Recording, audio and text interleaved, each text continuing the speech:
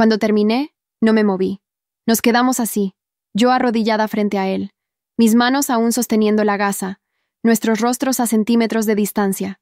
Nuestros ojos se encontraron, y en los suyos vi todo, el amor que había estado negando, el deseo que luchaba contra la moral, la inevitabilidad de lo que estaba por suceder. Él se inclinó primero, o tal vez fui yo, no estoy segura. Lo que sé es que cuando nuestros labios se encontraron, fue diferente del beso en el estacionamiento. Este era consciente, intencional, un acto de rendición completa. Basado en hechos reales, por motivos de privacidad, nombres, lugares y algunos sucesos han sido modificados.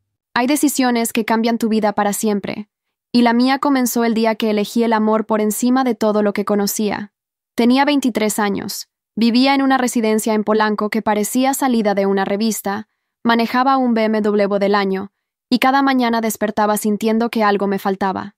Mi nombre es Sofía Méndez, y esta es la historia de cómo perdí todo para encontrarlo todo. Crecí con privilegios que muchos solo sueñan. Estudié en el colegio americano, pasé un año de intercambio en Vancouver perfeccionando mi inglés, y regresé a la Ciudad de México con un título en Administración de Empresas y un vacío en el pecho que ninguna tarjeta de crédito Platinum podía llenar. Mis amigas y yo frecuentábamos los restaurantes de moda en La Condesa, comprábamos en Antara sin mirar precios, y cada fin de semana era una nueva aventura en Acapulco, Cancún o Valle de Bravo. Pero cuando regresaba a casa, cuando cerraba la puerta de mi habitación y el silencio me envolvía, sentía que vivía una vida que no era mía. Salí con un cardiólogo de 32 años que mi padre adoraba. Ernesto conducía un Porsche, tenía un consultorio en Santa Fe, y hablaba de inversiones y patrimonio con la misma pasión con la que otros hablan de sus sueños. Duramos 6 meses. 6 meses de cenas elegantes donde yo sonreía mientras mi alma gritaba de aburrimiento. Cuando terminamos, mi padre me miró con esa decepción que conocía tan bien y me dijo: «Sofía, estás desperdiciando oportunidades que otras matarían por tener». No sabía que tenía razón, pero no de la manera que él pensaba. Todo cambió una mañana de abril cuando mi padre contrató a un nuevo chofer para su empresa. Miguel Ángel Reyes tenía 25 años, una sonrisa que iluminaba cualquier espacio, y una humildad que contrastaba con todo lo que yo conocía. Mi padre tenía una empresa de préstamos personales, algo que sonaba respetable hasta que empezabas a hacer preguntas. Había hombres de miradas duras que visitaban la oficina, conversaciones en voz baja que se detenían cuando yo entraba, y un aroma de secretos que flotaba en el aire como perfume caro y peligroso. Miguel comenzó llevando a mi padre a sus reuniones, pero pronto también me transportaba a mí. Aunque tenía mi propio auto, nunca me gustó manejar en el caos de la ciudad, así que poco a poco, él se convirtió en mi chofer personal. Al principio, nuestras conversaciones eran corteses, superficiales. «Buenos días, señorita Sofía. ¿A dónde la llevo hoy?» Pero algo en su voz, en la manera en que sus ojos me miraban por el espejo retrovisor, me hacía sentir vista de una manera que nunca había experimentado. La primera vez que realmente lo noté fue un martes por la tarde. Me recogió de una reunión con unas amigas en un café de la Roma. Mientras conducía por Insurgentes, empezó a llover, una de esas lluvias torrenciales que transforman la ciudad en un río. El tráfico se detuvo por completo, y durante 40 minutos estuvimos atrapados entre miles de autos, con el sonido de la lluvia golpeando el techo como tambores urgentes. No sé cómo comenzó la conversación, pero de pronto estábamos hablando de cosas reales. Me contó que crecía en Neza, que su madre era costurera y su padre había fallecido cuando él tenía 15 años. Me habló de cómo cada domingo iba a misa en la Basílica de Guadalupe, cómo rezaba el rosario cada noche, y cómo creía que Dios tenía un plan para cada persona, incluso cuando ese plan no tenía sentido. Algo en mi pecho se movió ese día, una grieta pequeña en la armadura que había construido alrededor de mi corazón. Durante los siguientes meses, inventé 1000 excusas para que Miguel me llevara a lugares. Necesito ir al centro comercial Perisur a cambiar algo. Tengo que recoger unos documentos en Coyoacán. Quiero visitar a mi prima en Satélite. Cada viaje era una oportunidad para escuchar su voz, para aprender más sobre ese hombre que parecía tener una paz interior que yo no comprendía. Me aterraba lo que estaba comenzando a sentir. Me despertaba en las noches pensando en él, en la manera en que sus manos sostenían el volante, en cómo su risa sonaba genuina, no ensayada como las risas de los hombres de mi círculo social. Durante un año completo luché contra esos sentimientos. Un año de decirme a mí misma que estaba siendo ridícula, que Miguel era el empleado de mi padre, que vivíamos en mundos diferentes que nunca deberían cruzarse, pero el corazón no entiende de lógica ni de clases sociales. Miguel también luchaba, aunque no lo supe hasta mucho después. Cada noche rezaba, pidiéndole a la Virgen de Guadalupe que alejara esos sentimientos imposibles. Sabía quién era mi padre. Conocía los rumores sobre sus negocios turbios. Había visto a los hombres que lo visitaban con cicatrices en las manos y miradas que prometían consecuencias. Un romance conmigo no solo era imposible, era potencialmente fatal. Mi padre, Ricardo Méndez, era un hombre que había construido su imperio sobre cimientos frágiles. Su empresa de préstamos era en realidad una operación de usura sofisticada.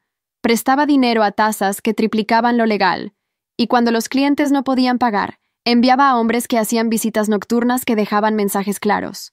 Pero eso no era todo. También falsificaba documentos fiscales para empresas que necesitaban aparentar ingresos para obtener créditos bancarios, usando prestanombres que nunca sabían que estaban involucrados hasta que era demasiado tarde. Yo sabía fragmentos de esto, suficientes para sentir incomodidad, pero no tanto como para hacer preguntas. En mi familia, las preguntas eran una forma de deslealtad. De mi madre, solo tenía la historia que mi padre me había contado toda mi vida, que me abandonó cuando yo era bebé, que se fue con otro hombre, que nunca quiso ser madre. Había aprendido a vivir con ese vacío, llenándolo con compras, viajes y relaciones superficiales. Pero el vacío siempre estaba ahí, esperando. Todo cambió una noche de octubre. Los jacarandás estaban floreciendo, pintando las calles de morado, y yo había inventado otra excusa. Necesitaba ir a Plaza Satélite a la tienda Apple para que revisaran mi iPhone. Miguel llegó a las 7 de la noche, cuando el cielo ya comenzaba a oscurecer y la brisa era fresca y prometedora. Me senté adelante, algo que había comenzado a hacer más frecuentemente. Quería estar cerca, escuchar mejor su voz, sentir la presencia que me hacía sentir más viva que cualquier fiesta en las lomas. Durante el trayecto, hablamos de todo y de nada. Me contó sobre un niño en su vecindario que estaba aprendiendo a leer y cómo él le estaba enseñando. Yo le hablé de mi frustración con amistades que solo se interesaban en aparecer en Instagram. Cuando llegamos al estacionamiento del centro comercial, algo en el aire cambió. Era como si el universo contuviera la respiración. Estacionó en un nivel casi vacío, lejos de las luces brillantes de las tiendas. Apagó el motor y en el silencio que siguió, el sonido de nuestras respiraciones parecía ensordecedor. Iba a abrir la puerta cuando su voz me detuvo. Sofía. Nunca antes había dicho mi nombre así, sin el señorita formal. ¿Puedo pedirte algo? Me volví hacia él, y en sus ojos vi todo lo que había estado negando durante un año. ¿Puedo tener mi abrazo de despedida ahora, antes de que te vayas? Mi corazón latía tan fuerte que estaba segura de que podía escucharlo. Sin pensar, sin permitirme analizar, me incliné hacia él. El abrazo comenzó inocente, sus brazos rodeándome con una ternura que me hizo querer llorar.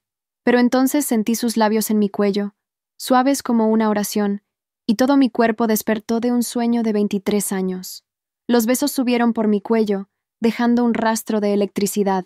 Cuando sus labios encontraron los míos, fue como si el mundo explotara en colores que nunca había visto. El beso era suave y urgente al mismo tiempo, dulce y desesperado. Todo lo que había estado negándome durante tanto tiempo concentrado en ese momento suspendido en el tiempo. Pero el miedo es más fuerte que el deseo, especialmente cuando has sido criada para temer las consecuencias. Lo empujé, más fuerte de lo necesario, y salí del auto como si estuviera escapando de un incendio. Me temblaban las manos mientras caminaba hacia el centro comercial, sin mirar atrás, sin atreverme a ver su rostro. En el camino de regreso, me senté atrás. No hablamos. El silencio era denso, cargado de todas las palabras que no podíamos decir. Cuando llegamos a mi casa en Polanco, bajé sin mirarlo, mis piernas apenas sosteniéndome mientras subía los escalones de mármol que ahora parecían más fríos que nunca. Durante una semana completa, evité cualquier situación que requiriera que Miguel me llevara a algún lado. Le pedí a mi amiga Daniela que me recogiera. Tomé Ubers, incluso conduje yo misma cuando no tenía otra opción. Necesitaba procesar lo que había pasado, entender estos sentimientos que me asustaban más que cualquier cosa en mi vida. Finalmente, no pude más. Fui a ver a mi prima Valeria, la única persona en mi familia en quien realmente confiaba. Vivía en un departamento en la del Valle, un espacio lleno de plantas y luz natural que parecía un refugio del mundo exterior. Nos encerramos en su habitación, y mientras el sol se ponía pintando las paredes de naranja y rosa, le conté todo.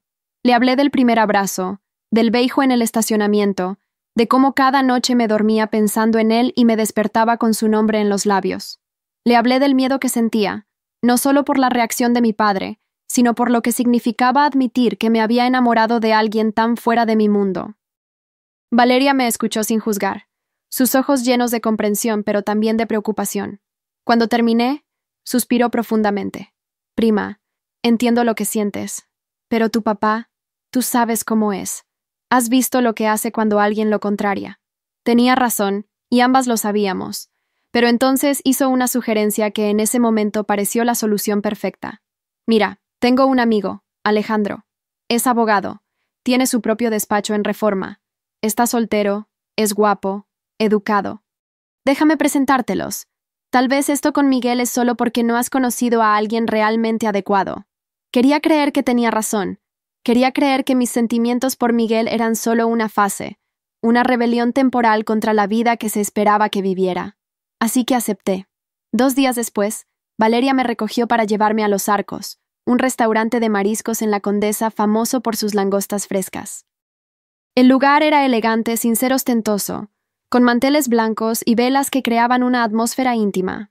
Alejandro ya estaba ahí, de pie junto a una mesa junto a la ventana, vestido con un traje gris que probablemente costaba más que el salario mensual de Miguel. Era guapo de esa manera convencional que todos esperaban que me atrajera. Alto, bien parecido, con una sonrisa practicada y modales impecables. Valeria hizo las presentaciones y luego, con una mirada cómplice, se despidió dejándonos solos. La conversación fluyó fácilmente. Alejandro habló de casos legales que había ganado, de su oficina con vista al Ángel de la Independencia, del departamento que acababa de comprar en Polanco. Ordenó para ambos sin preguntar. Langosta y vino blanco chardonnay, que según explicó extensamente, era la combinación perfecta. La comida era exquisita, la langosta perfectamente preparada, mantecosa y fresca. El vino era suave y afrutado. Todo era perfecto en papel.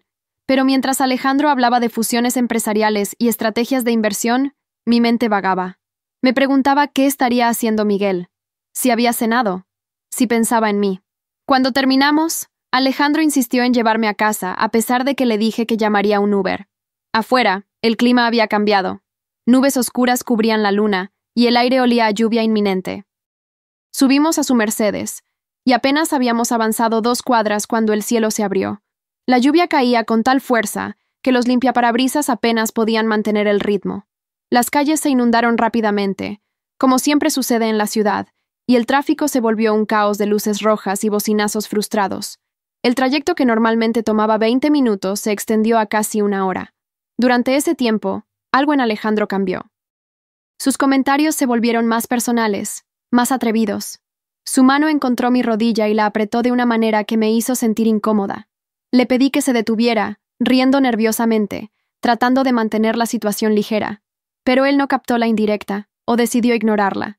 Cuando finalmente llegamos frente a mi casa, la lluvia había disminuido a una llovizna constante. Las luces de la residencia brillaban cálidamente a través de las ventanas, prometiendo seguridad. Pero antes de que pudiera abrir la puerta, Alejandro me tomó del brazo. «Sofía, espera, no puedes irte sin darme un...». No terminó la frase. Me jaló hacia él con una fuerza que me sorprendió, sus labios buscando los míos mientras yo giraba la cabeza, mi corazón latiendo de pánico. Sus manos me sostenían con fuerza, ignorando mis intentos de alejarme. «¡Suéltame!». Mi voz salió más alta de lo que pretendía, mezclándose con el sonido de la lluvia.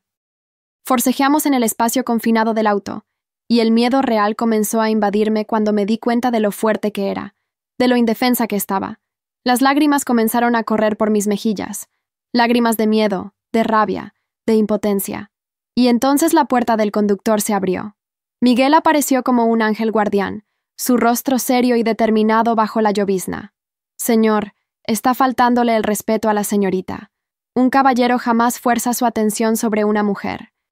Su voz era firme pero controlada, sin agresión, pero con una autoridad innegable.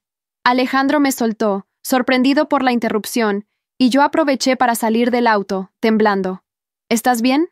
La preocupación en los ojos de Miguel era genuina, y cuando vio mis lágrimas, algo en su expresión se endureció. Alejandro salió del auto, su rostro rojo de furia y humillación. ¿Quién te crees que eres, pinche gato? ¿Sabes con quién estás hablando? Las palabras que siguieron fueron un torrente de insultos, cada uno diseñado para herir, para recordarle a Miguel su lugar en la jerarquía social que gobernaba nuestro mundo. Y entonces, sin previo aviso, el puño de Alejandro conectó con la cara de Miguel. El sonido fue seco, definitivo. Miguel cayó al pavimento mojado, una mano en su ceja donde la sangre ya comenzaba a brotar, mezclándose con el agua de lluvia. Algo dentro de mí se rompió en ese momento. ¡Ya llamé a la policía!, grité, mi voz quebrándose. ¡Vete! ¡Vete ahora! No había llamado a nadie, pero Alejandro no lo sabía. Me miró con odio, luego a Miguel en el suelo, y finalmente se subió a su auto y se fue, las llantas chillando contra el asfalto mojado. Me arrodillé junto a Miguel, mi vestido caro absorbiendo el agua del pavimento, mis manos temblando mientras tocaba suavemente su rostro. Perdóname, perdóname, esto es mi culpa. No lo es. Su voz era suave a pesar del dolor. Jamás es culpa de la mujer cuando un hombre no sabe comportarse. Lo ayudé a levantarse, y juntos caminamos hacia la casa. Por mi mente pasó 1.000.000 de preocupaciones. ¿Y si mi padre llegaba? ¿Y si alguien nos veía? Pero en ese momento, ninguna importaba tanto como asegurarme de que Miguel estuviera bien. La casa estaba vacía y silenciosa. Mi padre había viajado a Monterrey por negocios y no regresaría hasta pasado mañana. La empleada doméstica ya se había ido. Estábamos solos. Lo llevé a la sala, ese espacio enorme con muebles de diseñador que de pronto parecía demasiado formal, demasiado frío. Lo senté en el sofá de cuero mientras yo corría a buscar el botiquín de primeros auxilios. Mientras buscaba, comencé a hablar, las palabras saliendo en un torrente nervioso. Mi prima nos presentó. Fuimos al restaurante y ella se fue. Yo solo quería conocer el lugar, es famoso por las langostas. Iba a irme en taxi, pero él insistió. Y luego, Sofía. Su voz me detuvo. No tienes que justificarte conmigo, pero sentía que sí tenía que hacerlo. Regresé con el botiquín, gasas, alcohol, vendas. Me senté junto a él, tan cerca que podía sentir el calor de su cuerpo a pesar de su ropa mojada. ¿Tu papá?, preguntó, mirando alrededor nerviosamente. Está en Monterrey. Regresa en 2 días. Comencé a limpiar el corte sobre su ceja. La herida no era profunda, pero sangraba bastante. Mis manos temblaban mientras trabajaba, y no estaba segura si era por lo que había pasado con Alejandro o por la proximidad con Miguel. Tu camisa está empapada, dije, mi voz apenas un susurro. Deberías quitártela.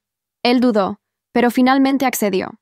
Fui al armario de mi padre y encontré una camisa vieja que probablemente no extrañaría. Cuando regresé, Miguel estaba sin camisa, y tuve que obligarme a concentrarme en limpiar sus heridas, y no en la manera en que su piel se veía bajo las luces suaves de la sala. El silencio entre nosotros era denso, cargado de todo lo no dicho. Podía escuchar su respiración, cada inhalación y exhalación, sincronizándose lentamente con la mía. Mis dedos rozaban su piel mientras limpiaba la herida, y cada toque enviaba corrientes eléctricas por mi brazo. Cuando terminé, no me moví. Nos quedamos así, yo arrodillada frente a él, mis manos aún sosteniendo la gasa, nuestros rostros a centímetros de distancia. Nuestros ojos se encontraron, y en los suyos vi todo, el amor que había estado negando, el deseo que luchaba contra la moral, la inevitabilidad de lo que estaba por suceder. Él se inclinó primero, o tal vez fui yo, no estoy segura. Lo que sé es que cuando nuestros labios se encontraron, fue diferente del beso en el estacionamiento. Este era consciente, intencional, un acto de rendición completa. Nos besamos como si fuera la última vez, como si el mundo fuera a terminar y este momento fuera todo lo que nos quedaba. Sus manos encontraron mi cintura, mis dedos se enredaron en su cabello. El beso se profundizó, nuestras respiraciones acelerándose, el mundo reduciéndose a este sofá, este momento, esta verdad que ya no podíamos negar. Y entonces escuchamos el sonido de un motor. Luces de auto iluminaron las ventanas. Una puerta cerrándose. «¡Mi padre!», susurré, el pánico helando mi sangre. Se supone que llegaría pasado mañana. Miguel se levantó de un salto, buscando su camisa mojada. «¿Por dónde puedo salir?» «La puerta trasera, por la cocina, rápido». Corrió hacia atrás mientras yo intentaba componerme, alisando mi vestido, secando mis labios, tratando de calmar mi respiración acelerada. Escuché la llave en la puerta principal, justo cuando la puerta trasera se cerraba suavemente. Mi padre entró, su maletín en la mano, su expresión cansada pero alerta. Decidí regresar antes. La reunión terminó más rápido de lo esperado. Papá, ¡qué sorpresa! Mi voz sonaba aguda incluso para mis propios oídos. Sus ojos recorrieron la sala, notando detalles que yo había pasado por alto en mi prisa. El auto de Miguel está afuera. ¿Está aquí? No, no sé. Tal vez lo dejó ahí. Su mirada se posó en el suelo, donde unas gotas de sangre manchaban el mármol. ¿Qué es eso? Mi mente se aceleró, buscando una explicación. Es mío. Me corté. Se acercó, examinando mi cara, mis manos, buscando la herida. ¿Dónde? El pánico me hizo decir lo primero que se me ocurrió. Es mi periodo. Se me manchó. Me miró con una mezcla de incomodidad y sospecha que hubiera sido cómica en otras circunstancias. Pareció aceptarlo, pero algo en su expresión me dijo que no estaba convencido. Se acercó a la ventana y mi corazón dejó de latir cuando lo vi ponerse rígido. A lo lejos, bajo una farola, Miguel caminaba hacia la calle donde había estacionado, su torso desnudo brillando bajo la luz. «Estás mintiendo». La voz de mi padre resonó en la sala como un trueno. «Exijo una explicación. Ahora». Las lágrimas brotaron de mis ojos mientras toda la historia salía a borbotones. Las palabras salieron de mi boca entre sollozos, cada una más desesperada que la anterior. Le conté sobre la cena con Alejandro, sobre cómo Valeria nos había presentado pensando que sería bueno para mí conocer a alguien apropiado. Le hablé del restaurante, de la langosta, del vino que él ordenó sin preguntarme. Y luego, con la voz quebrándose, le conté lo que pasó en el auto. Papá, él me forzó. Traté de alejarme, pero era muy fuerte. Miguel apareció y me defendió. Alejandro lo golpeó. Por eso la sangre. Solo estaba curando sus heridas, nada más. Mi padre permaneció en silencio por un momento que pareció eterno. Su rostro pasó por una serie de expresiones. Furia, alivio, confusión. Finalmente se sentó pesadamente en el sofá donde minutos antes Miguel y yo habíamos estado besándonos. Comenzó, su voz más baja ahora. Pensé que tú y el chofer que ustedes tenían algo. No, papá, te lo juro. Me miró directamente a los ojos, esa mirada que siempre podía detectar mis mentiras cuando era niña. Sofía, si alguna vez descubro que tienes algo con ese muchacho, si alguna vez te veo con él de esa manera, no lo aceptaría. ¿Me entiendes? Ese hombre no es para ti. Eres una Méndez. Mereces alguien a tu altura. Asentí, las lágrimas todavía corriendo por mis mejillas, el sabor de la mentira amargo en mi boca. En cuanto a ese abogado, su voz se volvió fría, peligrosa. Nadie trata así a mi hija. Tengo contactos. Le daré una lección que no olvidará. No, papá, por favor. Me aferré a su brazo. No quiero más problemas. Solo déjalo ir. No vale la pena. Me miró sorprendido por mi clemencia, pero finalmente asintió. Está bien, pero si vuelve a acercarse a ti, no respondo. Esa noche no pude dormir. Cada vez que cerraba los ojos, veía a Miguel en el suelo bajo la lluvia. Veía sus labios acercándose a los míos. Sentía el peso de la mentira que le había dicho a mi padre. Pero más que nada, sentía la certeza creciente de que ya no podía seguir negando lo que sentía. Durante la semana siguiente, volví a aceptar que Miguel me llevara a mis compromisos. Ya no podía fingir, ya no quería evitarlo. Habíamos cruzado una línea, y aunque el camino adelante estaba lleno de peligros, la idea de no explorarlo era más aterradora que cualquier consecuencia. Un jueves por la tarde, le pedí que me llevara al mirador del Ajusco. Era un lugar que había visitado algunas veces con amigas, un punto alto en las montañas desde donde podías ver toda la Ciudad de México extenderse como un mar de luces y concreto. Le dije que quería ver el atardecer, que necesitaba aire fresco, que había sido una semana difícil. Miguel solo tenía libre el final de la tarde, entre sus obligaciones con mi padre y otros trabajos que había tomado para complementar su ingreso. Salimos a las 4:30. El sol todavía alto, pero comenzando su descenso hacia el horizonte. El trayecto hacia el Ajusco tomó casi 1 hora. Dejamos atrás el ruido de la ciudad, subiendo por carreteras serpenteantes, donde el aire se volvía más fresco y limpio. Hablamos poco durante el camino, pero el silencio no era incómodo. Era el silencio de 2 personas que saben que están acercándose a un momento decisivo. Llegamos al mirador exactamente a las 5:30. El sol estaba bajo en el cielo, pintando las nubes de naranja, rosa y púrpura. Desde nuestra posición elevada, la ciudad se extendía en todas direcciones. Millones de vidas desarrollándose en ese momento, cada una con sus propias historias de amor, pérdida, esperanza y desesperación. Salimos del auto y caminamos hasta el borde del mirador. Una brisa fresca nos envolvió, trayendo el aroma de pinos y tierra húmeda. Por un largo momento, simplemente miramos la vista, parados uno al lado del otro, nuestros hombros casi tocándose. Miguel, comencé, mi voz temblando ligeramente. Necesito decirte algo. Él se volvió hacia mí, y en la luz dorada del atardecer, sus ojos parecían brillar con una intensidad que me hizo olvidar cómo respirar. Durante 23 años, he tenido todo lo que el dinero puede comprar. Ropa de diseñador, viajes a Europa, una educación en las mejores escuelas. Pero nunca, nunca en toda mi vida, he sentido lo que siento cuando estoy contigo. Las palabras que había ensayado en mi mente sonaban diferentes en voz alta, más vulnerables, más honestas. Cada vez que el teléfono suena, espero que seas tú. Cada vez que veo un auto negro, mi corazón se acelera pensando que podrías estar dentro. Me despierto pensando en ti, y me duermo con tu nombre en mis labios. Y sé que es una locura. Sé que mi padre nunca lo aceptará. Sé que nuestros mundos son diferentes. Pero Miguel, mi corazón no entiende de lógica.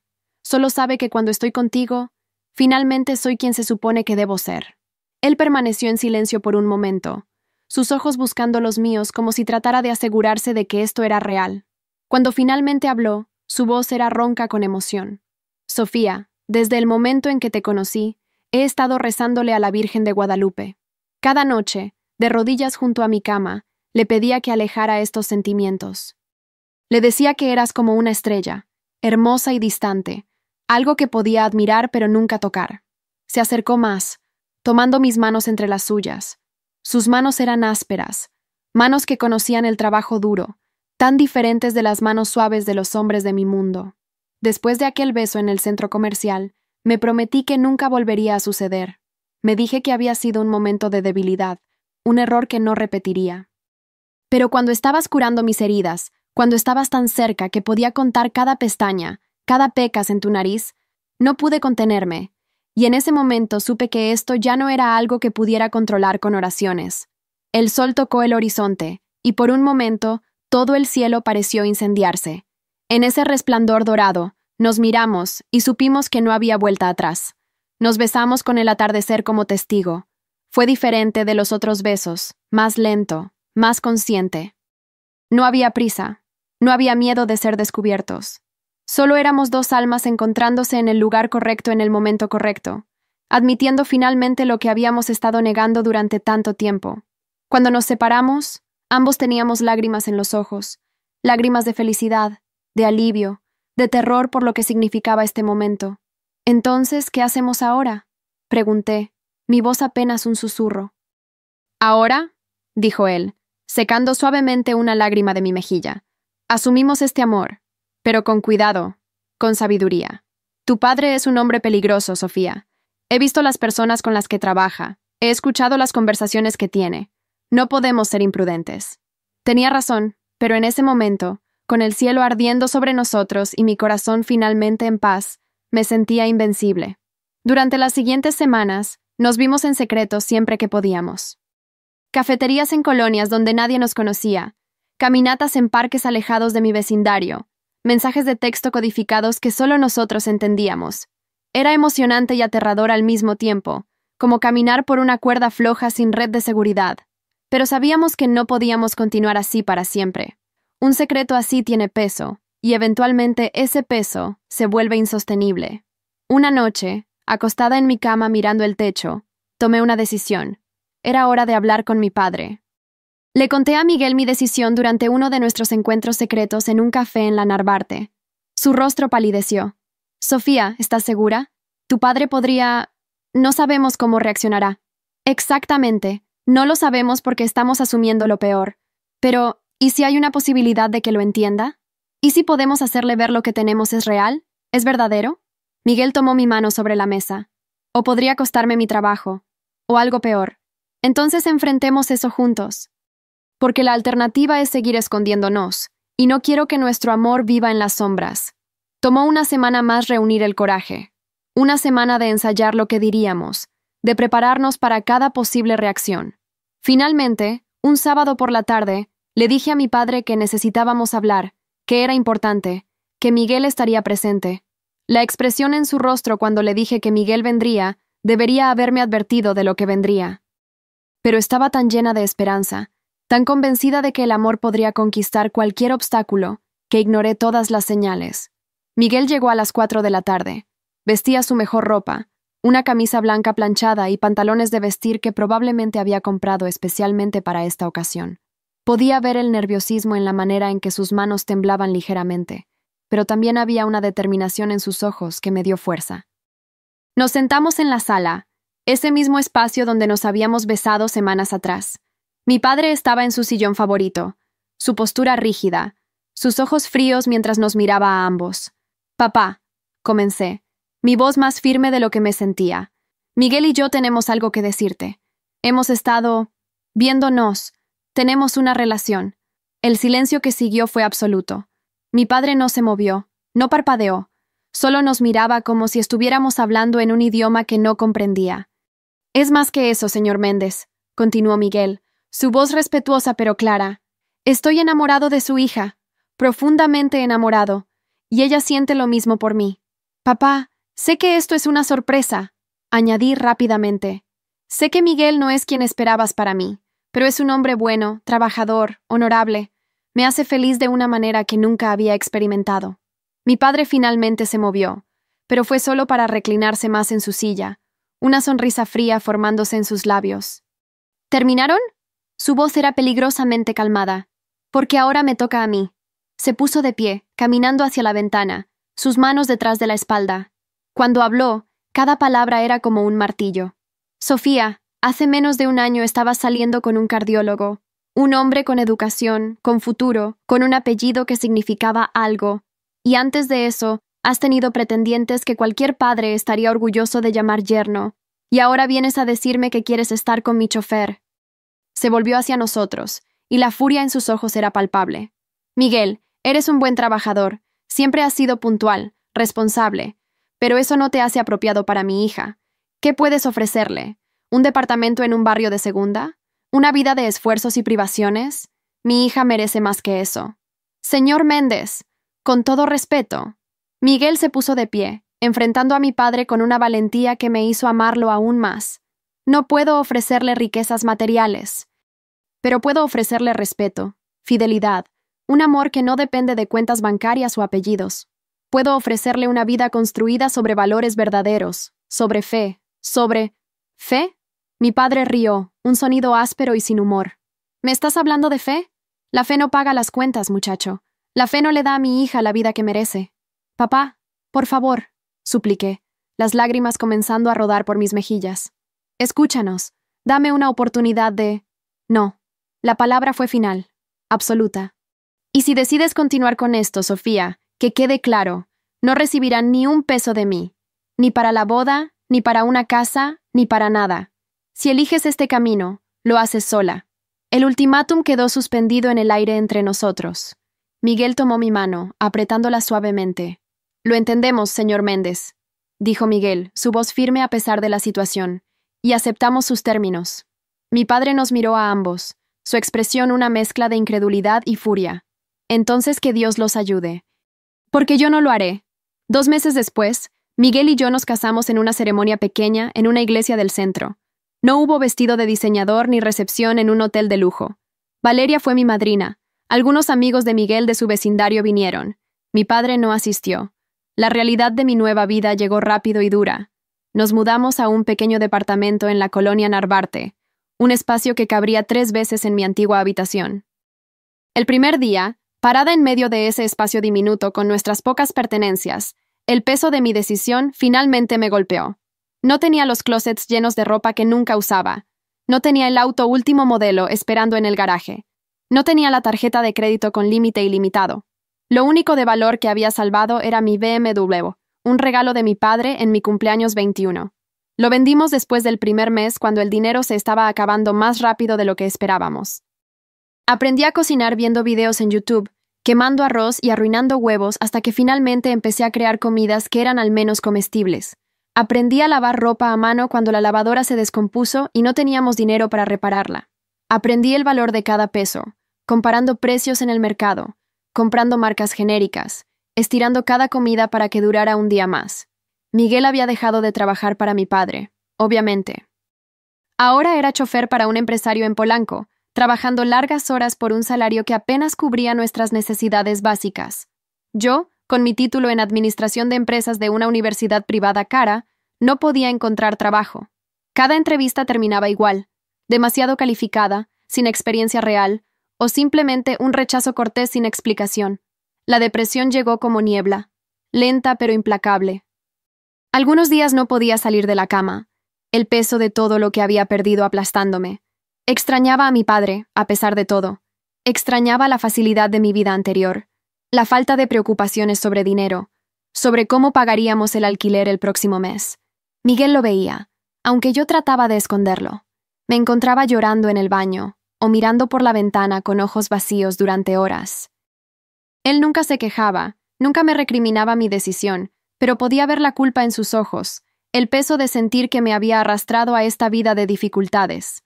Cada domingo, me invitaba a misa en la iglesia de su vecindario. Cada domingo, yo rechazaba. No porque no creyera en Dios, sino porque estaba enojada con él. ¿Por qué hacer que me enamorara de Miguel si iba a ser tan difícil? ¿Por qué darme esta prueba que parecía imposible de superar? Miguel nunca dejó de rezar por mí. Lo escuchaba en las noches, arrodillado junto a nuestra cama, susurrando oraciones en la oscuridad. Pedía por nuestra situación financiera, sí, pero sobre todo pedía por mi espíritu, por mi paz interior, porque encontrara el camino hacia la fe que él tenía tan arraigada. Una mañana de domingo, 6 meses después de nuestra boda, desperté y encontré a Miguel ya vestido, listo para ir a misa. ¿Puedo ir contigo? Las palabras salieron antes de que pudiera pensarlas. Su rostro se iluminó de una manera que no había visto en meses. ¿En serio? Asentí, sin estar segura de por qué estaba haciendo esto, solo sabiendo que necesitaba hacer algo diferente, que si seguía en el camino en el que estaba, terminaría perdiendo no solo mi sanidad, sino también mi matrimonio. La iglesia era pequeña y modesta, nada como las grandes catedrales donde había ido ocasionalmente en mi vida anterior.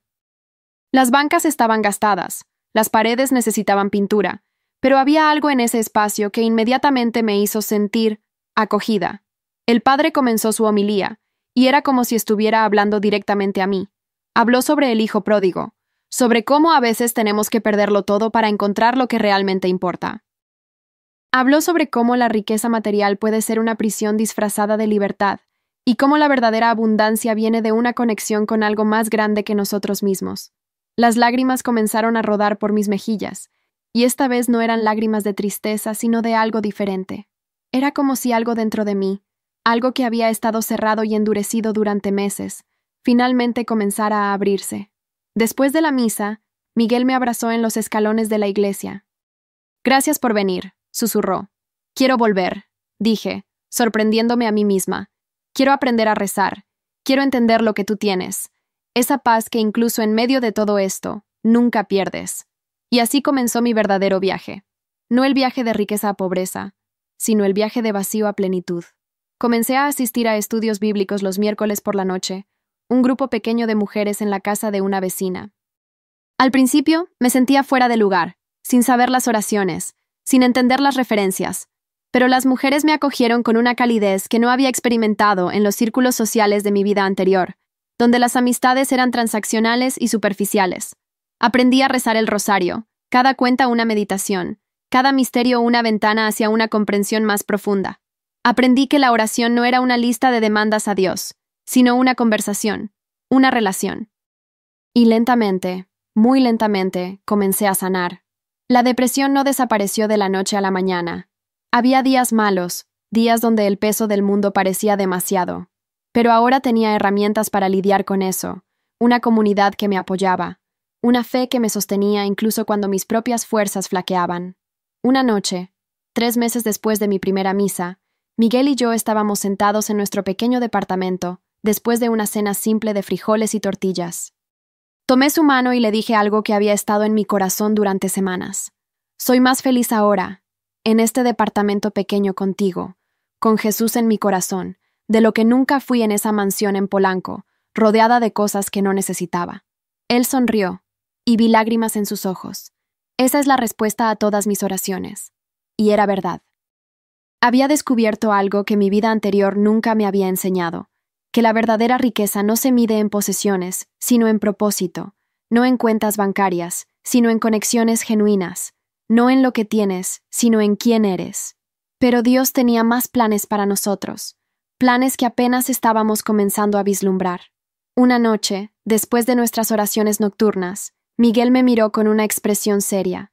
Sofía, he estado sintiendo algo en mi corazón, algo que creo que viene de Dios. ¿Qué es? Siento que debemos empezar nuestro propio negocio. Sé que suena a locura, no tenemos capital, apenas estamos sobreviviendo, pero hay una idea que no puedo sacar de mi mente. He estado investigando, tomando cursos gratuitos en línea sobre tecnología, sobre software. Me contó su visión. Un programa de gestión empresarial diseñado específicamente para pequeños despachos contables, algo que simplificaría su trabajo, que les ayudaría a manejar mejor a sus clientes. Era brillante en su simplicidad, pero también ambicioso para dos personas con recursos tan limitados. Yo puedo ayudar, dije, sintiendo una chispa de emoción que no había sentido en meses. Tengo mi título en administración. Puedo manejar el lado del negocio mientras tú te enfocas en la parte técnica. Nos miramos, y en ese momento sellamos una asociación que iba más allá del matrimonio. Éramos socios en todos los sentidos. Los siguientes meses fueron una vorágine de trabajo. Miguel trabajaba como chofer durante el día y aprendía programación por las noches. Yo contactaba despachos contables, hacía investigación de mercado, creaba presentaciones en una laptop vieja que habíamos comprado de segunda mano. Dormíamos 4, 5 horas por noche. Vivíamos de café y sueños. Rezábamos juntos cada mañana antes de comenzar, cada noche antes de dormir. Pedíamos guía, sabiduría y la fortaleza para continuar cuando todo parecía imposible. Y lentamente, muy lentamente, las piezas comenzaron a encajar. Después de 8 meses de desarrollo, teníamos un producto funcional. No era perfecto, pero funcionaba. Comenzamos a ofrecerlo a pequeños despachos, muchos nos rechazaron, pero algunos vieron el potencial. Nuestro primer cliente nos pagó 5,000 pesos mensuales, una cantidad que parecía insignificante, pero que para nosotros era una fortuna. El segundo cliente llegó un mes después, luego un tercero. Y entonces, algo extraordinario sucedió. Un inversionista, un hombre llamado Roberto Sánchez, que había comenzado su propia empresa de tecnología años atrás, escuchó sobre nosotros. Nos invitó a su oficina en Santa Fe, un edificio de vidrio imponente que me recordó a mi vida anterior. Pero esta vez, estaba entrando no como la hija mimada de un hombre rico, sino como cofundadora de mi propia empresa. Le presentamos nuestra visión. Miguel habló apasionadamente sobre la tecnología, sobre cómo podíamos escalar. Yo presenté nuestro plan de negocios, nuestras proyecciones, nuestro análisis de mercado. Y al final, Roberto se reclinó en su silla y sonrió. Hay algo especial en ustedes dos. No es solo la idea, que es buena. Es la manera en que trabajan juntos, la pasión que tienen. Quiero invertir. Les ofrezco 500,000 pesos por el 20% de la empresa. Miguel y yo nos miramos, apenas capaces de creer lo que estábamos escuchando. Era más dinero del que habíamos visto en todo el año pasado. Era la respuesta a meses de oraciones. Aceptamos. Con el capital de Roberto, pudimos contratar a 2 programadores más, conseguir una pequeña oficina y dedicarnos completamente al negocio. El primer año después de la inversión, nuestros ingresos se triplicaron. El segundo año, se duplicaron nuevamente. Lo que había comenzado como una idea desesperada en un departamento diminuto se estaba convirtiendo en una empresa real con un futuro prometedor. Pero con el éxito vino una noticia que cambiaría todo. Una tarde, mientras revisábamos contratos en nuestra nueva oficina, recibí una llamada. Era un número que no reconocía, pero algo me hizo contestar. «¿Señorita Méndez?» Una voz formal, oficial. «Soy del Ministerio Público. Necesito informarle que su padre, el señor Ricardo Méndez, ha sido detenido. Ha sido acusado de fraude fiscal, lavado de dinero y extorsión». El mundo pareció detenerse mientras la voz continuaba, enumerando los cargos, explicando el proceso legal. Toda la operación de mi padre había sido expuesta. Las notas fiscales falsas, los préstamos fraudulentos, las amenazas a clientes que no podían pagar. Todo había salido a la luz. Colgué el teléfono y me quedé mirando la pantalla, sin poder procesar completamente lo que acababa de escuchar. Miguel se acercó, preocupación en su rostro. ¿Qué pasó? Mi padre, susurré. Está arrestado. Todo se descubrió.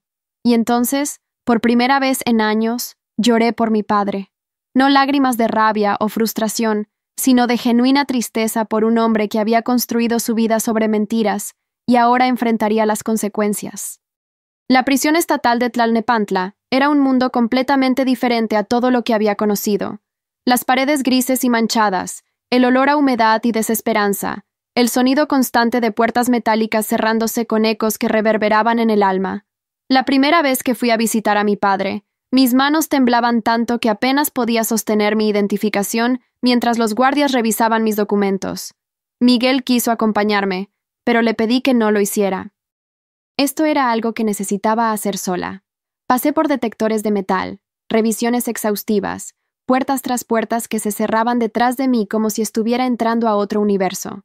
Finalmente, me llevaron a una sala de visitas donde decenas de familias se sentaban en mesas de metal, conversando en voz baja con sus seres queridos, vestidos con uniformes naranjas. Y entonces lo vi. Mi padre había envejecido 10 años en los 3 meses desde su detención. Su cabello, antes perfectamente peinado, ahora tenía más gris y estaba despeinado. Su rostro, antes lleno y bronceado de sus viajes a Acapulco, ahora estaba demacrado y pálido. Pero lo que más me impactó fue su mirada. Los ojos que siempre habían sido duros, calculadores, llenos de confianza en su propio poder, ahora estaban vacíos, derrotados. Se sentó frente a mí y durante un largo momento ninguno habló. Finalmente, su voz quebró el silencio. «No tenías que venir». «Eres mi padre», respondí simplemente. Por supuesto que tenía que venir. Sus ojos se llenaron de lágrimas, algo que nunca había visto en toda mi vida. Después de todo lo que te hice, después de cómo te traté por casarte con Miguel, no merezco tu perdón. Extendí mi mano a través de la mesa, tomando la suya. Estaba áspera, las uñas ya no perfectamente arregladas como antes.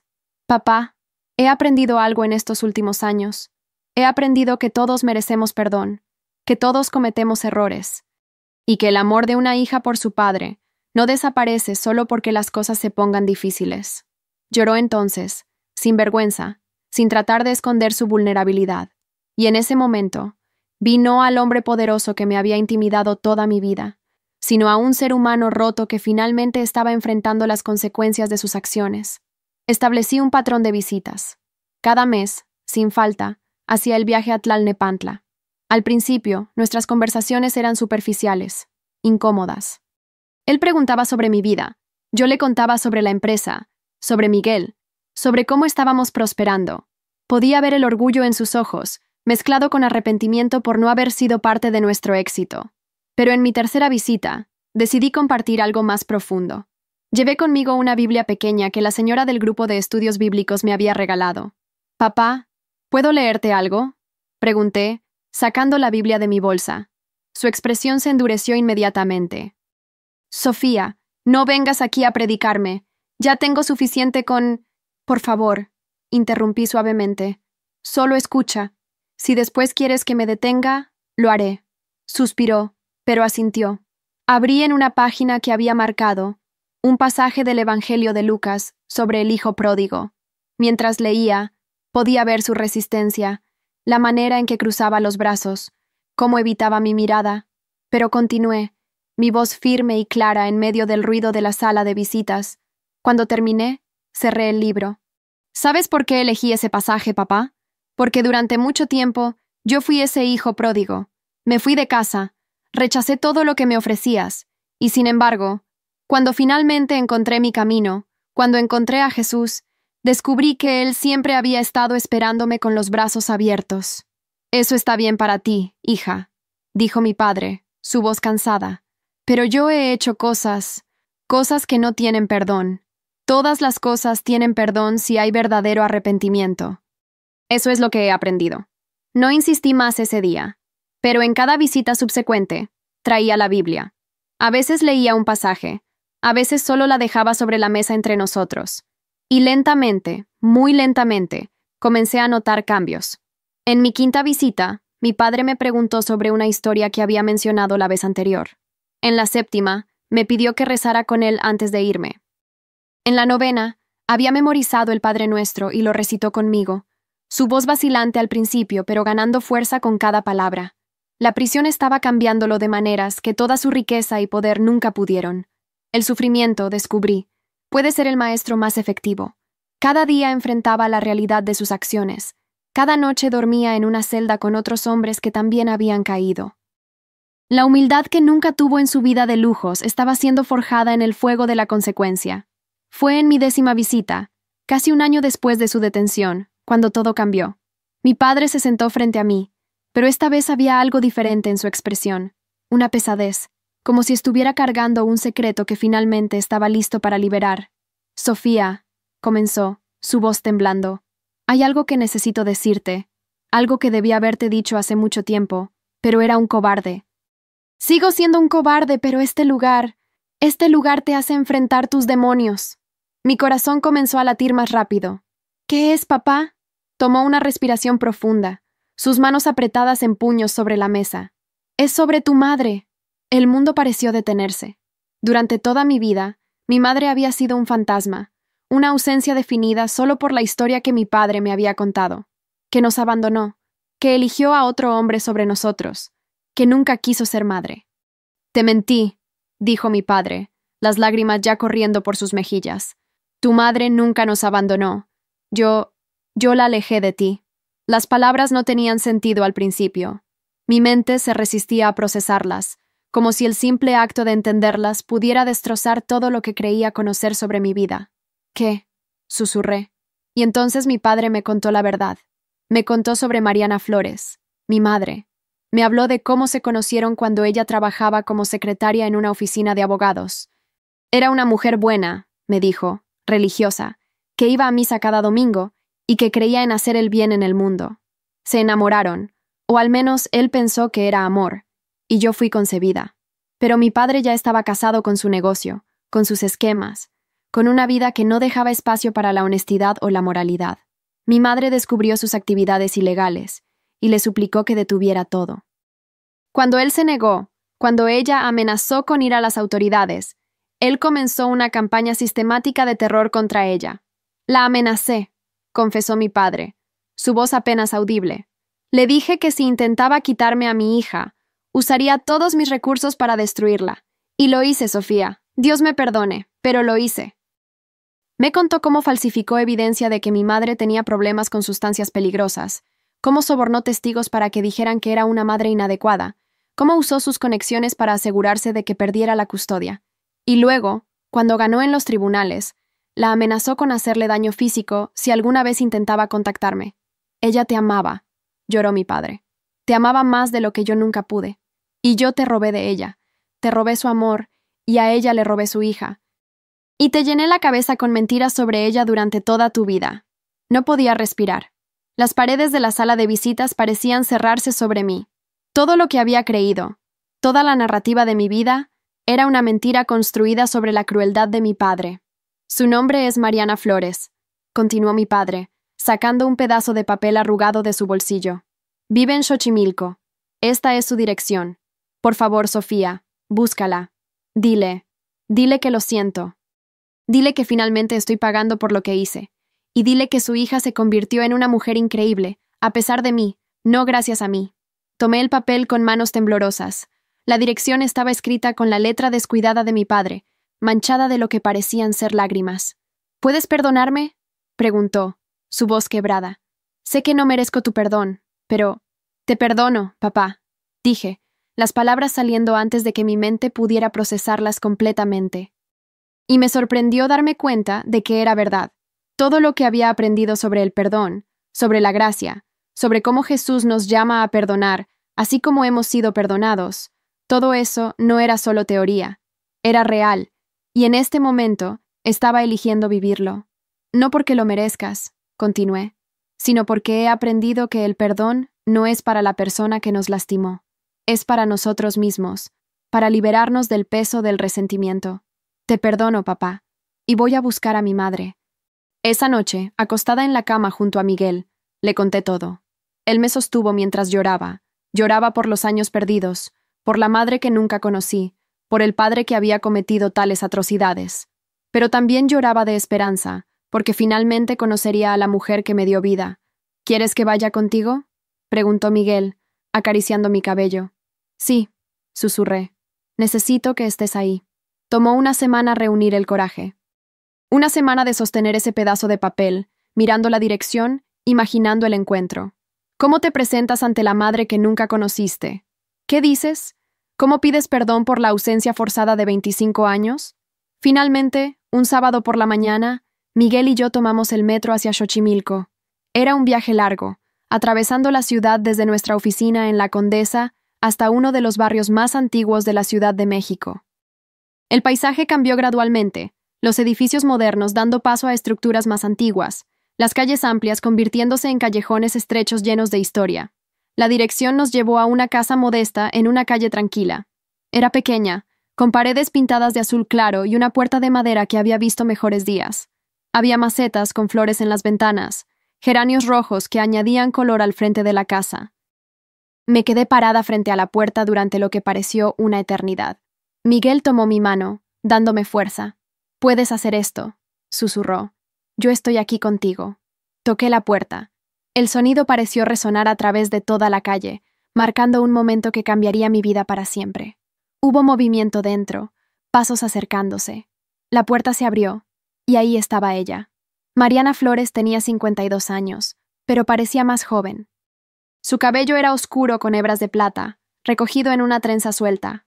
Sus ojos, del mismo tono de café que los míos, me miraron con confusión al principio, luego con un reconocimiento que hizo que todo su cuerpo se tensara. ¿Sofía? Su voz era apenas un susurro, como si tuviera miedo de que al decir mi nombre en voz alta, yo pudiera desaparecer. «Mamá», dije, y con esa palabra, 25 años de separación se derrumbaron. Ella me atrajo hacia sus brazos y ambas colapsamos en el umbral de la puerta, llorando, abrazándonos, tratando de compensar décadas de ausencia en un solo momento. Su aroma era a lavanda y pan recién horneado, y en sus brazos sentí algo que no sabía que había estado buscando toda mi vida. La sensación de estar completa. No sé cuánto tiempo estuvimos así, abrazadas en la entrada de su casa mientras Miguel observaba con lágrimas en sus propios ojos. Finalmente, ella me separó suavemente, sus manos enmarcando mi rostro mientras me estudiaba con una intensidad que era dolorosa y hermosa al mismo tiempo. «Déjame mirarte», dijo, su voz quebrada. «Mi bebé, mi niña hermosa, has crecido tanto». Me llevó dentro, y pasamos las siguientes horas hablando. Le conté todo. Mi infancia de privilegios vacíos, cómo conocí a Miguel, mi conversión, la empresa que habíamos construido. Le hablé sobre mi padre, sobre su detención, sobre cómo finalmente me había contado la verdad. Ella escuchó todo, sus ojos nunca dejando mi rostro, como si estuviera tratando de memorizar cada detalle, cada expresión. Cuando terminé, tomó mis manos entre las suyas. «Cada día durante 25 años», dijo suavemente, «recé por ti. Cada noche me arrodillaba frente a mi altar de la Virgen de Guadalupe y le pedía que te protegiera, que te guiara, que algún día pudiéramos estar juntas nuevamente». Hubo momentos en que perdí la esperanza, momentos en que el dolor era tan grande que no sabía si podría continuar, pero la fe me sostuvo. Y ahora estás aquí. «Papá me pidió que te dijera que lo siente», le dije, las palabras pesadas en mi lengua. Su expresión cambió, volviéndose distante por un momento. Hubo un tiempo en que lo odiaba, cuando me quitó lo más precioso que tenía, cuando usó su poder y su dinero para separarme de mi hija, el odio consumió mi corazón. Pero el odio es un veneno, Sofía. Te destruye desde adentro. Así que recé, estudié las escrituras, busqué consejo de mi sacerdote, y finalmente, después de años de lucha, lo perdoné. ¿Lo perdonaste? No podía ocultar mi sorpresa. Lo perdoné. No porque lo que hizo estuviera bien, no porque no me lastimara profundamente. Lo perdoné porque Jesús nos llama a perdonar, porque el perdón es la única manera de liberarnos de las cadenas del pasado. Y ahora, viendo a la mujer increíble en que te has convertido, viendo que encontraste tu camino hacia la fe a pesar de todo, creo que incluso en medio de tanta oscuridad, Dios tenía un plan. Pasé el resto del día con mi madre, cada hora revelando nuevas capas de la mujer que me dio vida. Me mostró fotos que había guardado de cuando yo era bebé, las únicas que pudo salvar antes de que mi padre la obligara a irse. Me contó historias de mi infancia temprana que yo no recordaba, momentos de amor maternal que habían sido borrados de mi memoria. Me llevó a su pequeño jardín trasero donde cultivaba vegetales y hierbas. Cuando no podía estar contigo, explicó, canalizaba todo mi amor en hacer crecer cosas. Cada planta que florecía era como una oración por ti, una afirmación de que la vida continúa, de que la belleza puede surgir incluso del dolor más profundo. Cuando el sol comenzó a ponerse, pintando el cielo de Xochimilco con tonos de oro y rosa, supe que tenía que irme. Pero esta vez, la despedida no era permanente. Teníamos toda una vida de sábados por delante, de comidas compartidas, de historias intercambiadas, de construir la relación que nos había sido robada. En el camino de regreso, Miguel y yo viajamos en silencio, mi cabeza apoyada en su hombro mientras el metro nos llevaba a través de la ciudad. Sentía como si hubiera completado un círculo, como si todas las piezas de mi vida finalmente estuvieran encontrando su lugar. Los meses siguientes fueron de sanación y crecimiento. Mi madre comenzó a venir a cenar con nosotros cada domingo después de misa. Conoció a nuestra comunidad de fe, se integró en nuestras vidas. Miguel la adoraba, y ella a él, viendo en él al hombre que había salvado a su hija de una vida de vacío espiritual. La empresa continuaba prosperando. Habíamos expandido a 8 empleados. Nuestro software ahora era usado por más de 200 despachos contables en todo el país. Roberto, nuestro inversionista, nos presentó a otros empresarios, y las oportunidades continuaban llegando. Pero la bendición más grande estaba por venir. Una mañana de marzo, desperté sintiéndome extraña. Había estado cansada últimamente, más emocional de lo usual. Miguel sugirió que fuera al médico, solo para asegurarme de que todo estaba bien. La doctora Ramírez era una mujer amable en sus 50s que había visto miles de pacientes a lo largo de su carrera. Después de examinarme y hacerme algunas pruebas, me miró con una sonrisa que conocía la respuesta antes de que hablara. «Felicidades, Sofía. Estás embarazada. Aproximadamente 8 semanas. El mundo se detuvo. Un bebé. Miguel y yo íbamos a tener un bebé. Toda la lucha, todo el dolor, todo el crecimiento de los últimos años había estado guiándonos hacia este momento». Llamé a Miguel desde el consultorio, mi voz quebrándose con emoción. «Amor, necesitas sentarte. Tengo noticias». «¿Qué pasó? ¿Estás bien?» «Estoy más que bien. Miguel, vamos a ser padres». El silencio que siguió fue absoluto. Luego escuché un sollozo, y supe que él estaba llorando. ¿De verdad? Su voz estaba llena de asombro. ¿Un bebé? Un bebé. Dios es bueno, susurró. Dios es tan bueno. Los siguientes meses pasaron en un remolino de preparación. Mi madre estaba radiante, tejiendo cobijas y comprando ropa de bebé, a pesar de mis protestas de que era demasiado pronto. Miguel se convirtió en el esposo más atento del mundo, asegurándose de que comiera bien, que descansara, que no me estresara con el trabajo. Y naturalmente, tenía que contarle a mi padre. La siguiente visita a la prisión fue diferente. Llegué con una pequeña foto de ultrasonido en mi bolso, nerviosa sobre cómo reaccionaría. Mi padre había cambiado mucho en el último año.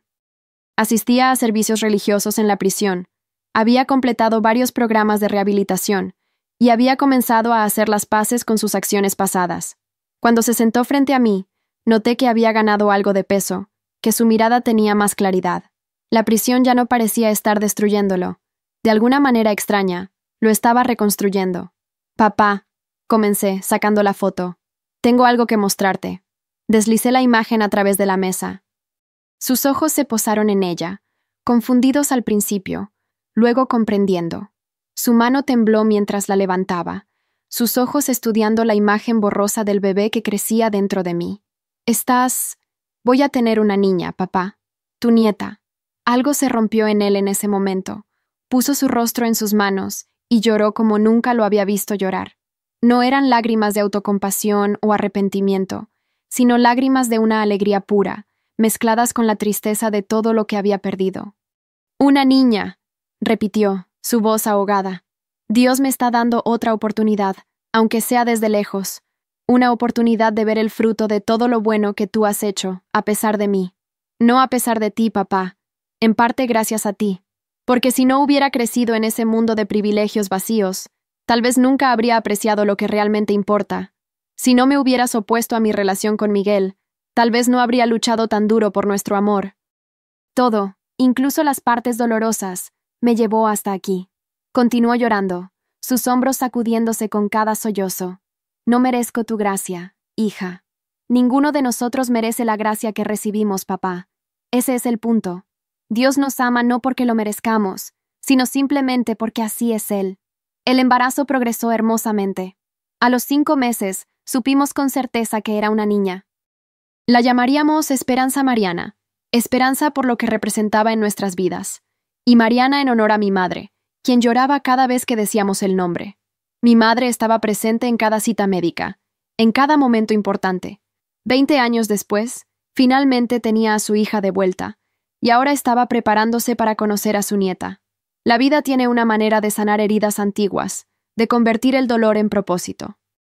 Esperanza nació en una mañana de octubre, con el cielo despejado y el sol brillando como una bendición. El parto fue difícil, 12 horas de trabajo que me dejaron exhausta pero eufórica, y cuando finalmente la sostuve en mis brazos, cuando miré ese rostro pequeño y perfecto, entendí el amor maternal de una manera que nunca había comprendido antes. Entendí por qué mi madre había luchado tanto, por qué había rezado durante 25 años, por qué el dolor de nuestra separación nunca había sanado completamente. Porque el amor de una madre por su hija es algo que trasciende el tiempo, la distancia, incluso las injusticias más crueles. Miguel estaba a mi lado, llorando abiertamente mientras miraba a nuestra hija. «Es perfecta», susurró. «Es absolutamente perfecta». Mi madre llegó 1 hora después, y cuando puse a Esperanza en sus brazos, vi 3 generaciones de mujeres flores finalmente juntas. Mi madre cantó suavemente una canción de cuna que había cantado para mí cuando era bebé, una melodía que yo no recordaba, pero que mi alma reconoció. 2 semanas después, llevé a Esperanza a la prisión. Había obtenido un permiso especial, explicando la situación al director. Fue complicado, requirió papeleo y aprobaciones especiales, pero finalmente nos permitieron una visita con la bebé. Mi padre esperaba en una sala de visitas especial, más privada que la habitual. Cuando entré con Esperanza en mis brazos, se puso de pie tan rápido que casi volcó su silla. «Papá», dije suavemente acercándome, «conoce a tu nieta, Esperanza Mariana Reyes Méndez».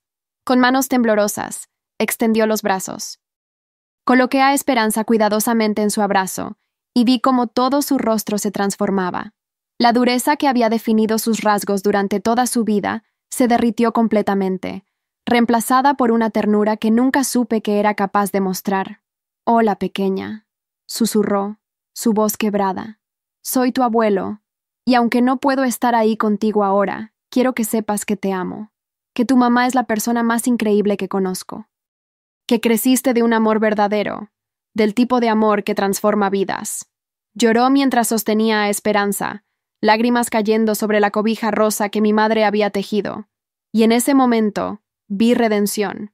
No una redención completa, porque las consecuencias de sus acciones aún estaban ahí, todavía tenía años de sentencia por delante, pero una redención del espíritu, un hombre que finalmente entendía lo que realmente importaba en la vida. «Gracias», me dijo cuando finalmente tuve que irme, cuando los guardias indicaron que nuestro tiempo había terminado. «Gracias por no rendirte conmigo, por amarme cuando no lo merecía, por mostrarme lo que significa el perdón verdadero». «Te amo, papá», dije, besando su mejilla, «y Esperanza te conocerá. Le contaré sobre ti, sobre cómo cambiaste, sobre cómo incluso en los lugares más oscuros, la luz de Dios puede encontrarnos». Los años siguientes fueron de bendición tras bendición. La empresa continuó creciendo, eventualmente convirtiéndose en uno de los principales proveedores de software para despachos contables en México. Miguel y yo nos mudamos a una casa más grande en la Nápoles, nada ostentoso pero cómodo, con un jardín donde Esperanza podía jugar. Pero lo más importante, nunca olvidamos de dónde veníamos. Establecimos un programa de becas para jóvenes de bajos recursos que querían estudiar tecnología. Donamos el 10% de nuestras ganancias a la iglesia y a organizaciones benéficas. Y cada domingo, sin falta, asistíamos a misa como familia. 5 años después del nacimiento de Esperanza, me invitaron a dar testimonio en un retiro de mujeres jóvenes. Era un grupo de chicas de entre 18 y 25 años, muchas luchando con las mismas preguntas que yo había enfrentado. ¿Qué significa el éxito? ¿Dónde encontramos propósito? ¿Puede el amor conquistar las diferencias de clase? Parada frente a ellas en esa tarde de sábado, con el sol entrando por las ventanas de la sala parroquial, les conté mi historia. No oculté nada. La vida de privilegios vacíos, el amor prohibido, la pobreza que siguió, la depresión, el encuentro con la fe, la reconciliación con mi madre, la transformación de mi padre. Verán, concluí, mi voz firme y clara. Durante 23 años viví en una mansión, pero mi corazón estaba vacío. Tenía todo lo que el dinero podía comprar, pero no tenía propósito. Y luego encontré a Miguel, quien me mostró que el amor verdadero no se mide en cuentas bancarias, sino en sacrificio, en compromiso, en caminar juntos hacia algo más grande que nosotros mismos. Perdí mi riqueza material, pero gané riquezas que ningún dinero puede comprar. Gané fe, gané propósito, gané una relación con Jesús que me sostiene en los días buenos y en los malos. Encontré a mi madre después de 25 años. Vi a mi padre transformarse de un hombre duro y cruel en alguien que finalmente entiende lo que significa el amor. Y construí junto a mi esposo no solo una empresa exitosa, sino una vida que tiene significado. Las lágrimas corrían por mis mejillas ahora, pero eran lágrimas de gratitud, no de tristeza.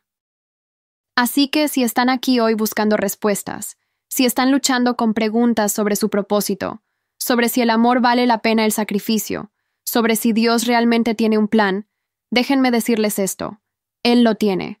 Y a veces ese plan requiere que perdamos todo para encontrar lo que realmente importa. A veces requiere que caminemos a través del fuego para ser refinados. Pero al final, cuando miramos atrás, podemos ver su mano guiándonos en cada paso del camino. Terminé mi testimonio y las jóvenes se pusieron de pie, aplaudiendo. Pero más importante que el aplauso fueron las conversaciones que siguieron, las chicas que se acercaron con sus propias historias de lucha, sus propias preguntas sobre fe y propósito. Y en cada una de ellas vi un reflejo de quién yo había sido y una promesa de quién podrían llegar a ser. Esa noche, de regreso a casa con Miguel y Esperanza, mi corazón estaba lleno. Miré a mi esposo, al hombre que se había arriesgado todo por amor, que me había mostrado lo que significaba vivir con fe y propósito. Miré a nuestra hija dormida en el asiento trasero, símbolo de esperanza y nuevos comienzos. Y supe que cada sacrificio había valido la pena. ¿En qué piensas?, preguntó Miguel, tomando mi mano mientras conducía. Pienso en cómo la gracia de Dios funciona de maneras misteriosas, respondí. Cómo Él toma nuestros errores, nuestro dolor, nuestras pérdidas, y los transforma en algo hermoso. Cómo incluso en nuestros momentos más oscuros, Él nunca nos abandona. Miguel apretó mi mano. Amén a eso. Y en ese momento, conduciendo a través de las calles de la ciudad que nos había visto crecer y cambiar, recé una oración de gratitud. Agradecí por el viaje, por las pruebas que nos hicieron más fuertes, por las pérdidas que nos enseñaron lo que realmente importaba. Agradecí por un amor que desafió las expectativas, por una fe que nos sostuvo en los momentos más difíciles, por una familia reconstruida a través del perdón y la gracia. Padre Celestial, mi corazón rebosa de gratitud en este momento. Gracias por guiarme a través del desierto de mi vida antigua, hacia el oasis de tu amor. Gracias por Miguel, por su fe inquebrantable que iluminó mi camino cuando yo caminaba en la oscuridad. Gracias por mi madre, Mariana, por los 25 años de oraciones que nunca cesaron, por el amor maternal que esperó pacientemente hasta que pudimos reunirnos. Gracias incluso por mi padre, por las lecciones que sus errores me enseñaron, por su transformación, que demuestra que nunca es demasiado tarde para el arrepentimiento verdadero. Gracias por Esperanza, esta pequeña vida que representa todo lo que hemos aprendido sobre el amor, el sacrificio y la fe. Que ella crezca conociendo tu amor desde el principio, que nunca tenga que vagar por el desierto de la riqueza vacía como lo hice yo. Protégela, guíala, y permite que su vida sea un testimonio de tu bondad. Señor, oro por todas las jóvenes que escucharon mi testimonio hoy, aquellas que están luchando con preguntas sobre su propósito, aquellas que están eligiendo entre el camino fácil de las apariencias y el camino difícil de la autenticidad. Dale valentía para elegir el amor sobre el estatus, la fe sobre la comodidad, la verdad sobre la conveniencia. Muéstrales que tú tienes un plan para cada una de ellas, incluso cuando ese plan no tiene sentido en el momento. Oro por mi padre en su celda esta noche, que continúe creciendo en tu gracia, que encuentre paz a pesar de sus circunstancias, que use su tiempo restante para acercarse más a ti. Que un día, cuando salga, pueda ser el abuelo que Esperanza merece, un hombre completamente transformado por tu amor redentor. Y oro por todos aquellos que están atrapados en la prisión de la riqueza material, que tienen todo, pero no tienen nada. Abre sus ojos, Señor, como abriste los míos. Muéstrales que las posesiones son temporales, pero el amor es eterno, que el éxito mundano es efímero, pero una vida vivida en tu propósito tiene significado que trasciende el tiempo. Gracias por mostrarme que perder todo fue en realidad ganarlo todo, que la pobreza material me llevó a la riqueza espiritual, que el rechazo de mi Padre me llevó a los brazos de mi Padre Celestial, que cada lágrima que lloré regó las semillas de la fe que ahora florece en mi corazón. Ayúdame a nunca olvidar de dónde vine, a mantener la humildad incluso cuando la empresa prospera, a recordar siempre que todo lo que tenemos viene de ti y debe ser usado para tu gloria. Que nuestra casa sea siempre un refugio para aquellos que buscan esperanza, que nuestro negocio sea una bendición para nuestros empleados y clientes, que nuestras vidas sean un testimonio viviente de tu poder transformador. Virgen de Guadalupe, Madre nuestra, intercede por nosotros. Tú que protegiste a mi madre durante esos años de separación, tú que escuchaste las oraciones nocturnas de Miguel cuando luchaba con sus sentimientos, tú que me guiaste de vuelta a tu hijo cuando yo estaba perdida. Cubre a nuestra familia con tu manto, protege a Esperanza mientras crece, y ayúdanos a ser los padres que ella necesita. En el nombre del Padre, y del Hijo, y del Espíritu Santo. Amén. Y ahora, querido hermano, querida hermana que escuchas esta historia, quiero que sepas algo importante. Esta no es solo mi historia, es una invitación para ti. Tal vez en este momento estás donde yo estaba hace años, rodeado de cosas pero sintiendo un vacío en tu corazón. Tal vez estás luchando con un amor que otros no aceptan, preguntándote si vale la pena el sacrificio. Tal vez estás en medio de la tormenta, preguntándote si alguna vez verás el sol de nuevo. Déjame decirte esto con toda certeza. Dios tiene un plan para ti. No siempre es el plan que esperamos, no siempre es el camino fácil. A veces nos lleva a través del desierto, a través del fuego, a través de la oscuridad, pero Él nunca nos abandona, ni por un segundo. El amor verdadero existe, no del tipo que vemos en las películas o que nos venden las redes sociales, sino el tipo de amor que se queda cuando las cosas se ponen difíciles, que crece más fuerte en la adversidad, que elige el compromiso sobre la comodidad. Ese amor existe y vale cada sacrificio. La riqueza material es una ilusión. Hoy la tienes, mañana puede desaparecer. Pero las riquezas del espíritu, la paz que viene de conocer tu propósito, el gozo de vivir alineado con los valores verdaderos, eso nadie te lo puede quitar. El perdón es posible, incluso cuando el dolor es profundo. Mi madre perdonó a mi padre después de 25 años de separación forzada. Yo perdoné a mi padre a pesar de todas las mentiras. Y ese perdón no fue debilidad, fue el acto más poderoso de fortaleza espiritual que pudimos realizar. La transformación es real. Mi padre pasó de ser un hombre que destruía vidas para beneficio personal a alguien que finalmente entiende el amor. Si él puede cambiar, cualquiera puede cambiar. Nunca es demasiado tarde para elegir un camino diferente. Y la fe, la verdadera fe en Jesucristo, no es solo una serie de rituales o reglas. Es una relación viva con un Dios que te ama incondicionalmente, que tiene planes para prosperarte, que puede tomar las piezas rotas de tu vida y crear algo hermoso. Así que mi invitación para ti hoy es esta. No tengas miedo de perder lo que el mundo dice que es importante para ganar lo que realmente importa. No tengas miedo de seguir tu corazón cuando te lleva hacia el amor verdadero, incluso si ese camino es difícil.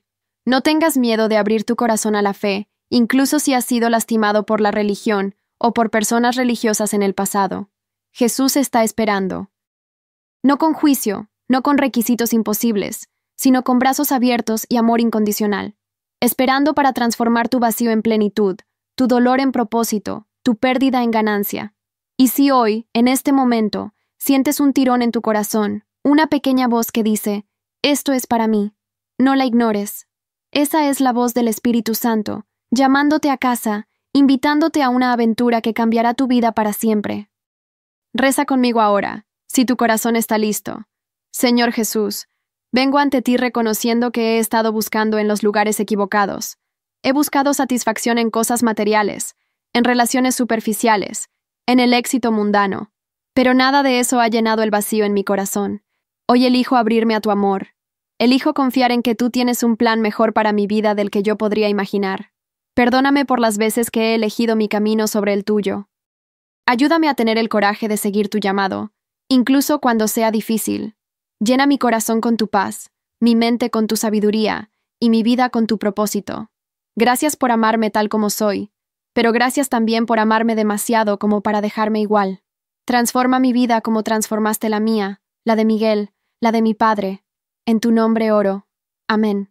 Si rezaste esa oración con sinceridad, algo acaba de cambiar en tu vida. Puede que no lo sientas inmediatamente, puede que el camino adelante aún parezca incierto, pero has dado el primer paso en un viaje que te llevará a lugares que ni siquiera puedes imaginar ahora.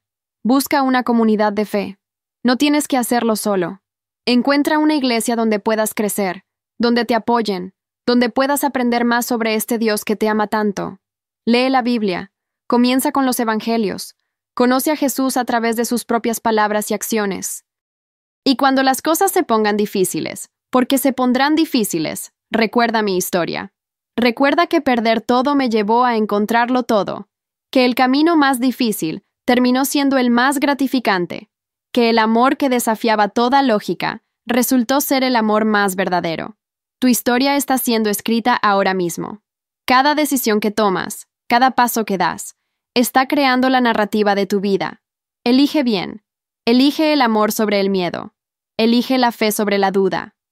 Elige el propósito sobre la comodidad. Y un día, cuando mires atrás en tu vida, cuando veas cómo todas las piezas encajaron, incluso las piezas que parecían no tener sentido en el momento, entenderás lo que yo entiendo ahora, que Dios estaba ahí todo el tiempo, guiándote, moldeándote, preparándote para el propósito que Él diseñó específicamente para ti. Mi nombre es Sofía Reyes, y esta es mi historia. Una historia de perder todo para ganarlo todo, de muerte a la vida antigua y nacimiento a la vida nueva, de oscuridad a luz. Y mi oración es que mi historia inspire la tuya, que te dé coraje para dar el siguiente paso en tu propio viaje de fe. Porque al final, no importa de dónde vienes, lo que importa es hacia dónde vas. Y con Jesús como tu guía, con fe como tu brújula, y con amor como tu motivación, no hay límite a lo que puedes llegar a ser. Que Dios te bendiga. Que la Virgen de Guadalupe te proteja. Que el Espíritu Santo te guíe. Y que encuentres, como yo encontré, que el mayor tesoro no está en lo que posees, sino en quién eres y a quién perteneces. Vive con propósito. Ama con valentía. Cree con todo tu corazón. Y nunca, nunca olvides. Eres amado. Eres valioso. Y tu vida tiene un significado que va más allá de lo que puedes ver ahora. Esta es mi historia. Ahora ve y escribe la tuya. En el nombre del Padre, y del Hijo, y del Espíritu Santo. Amén.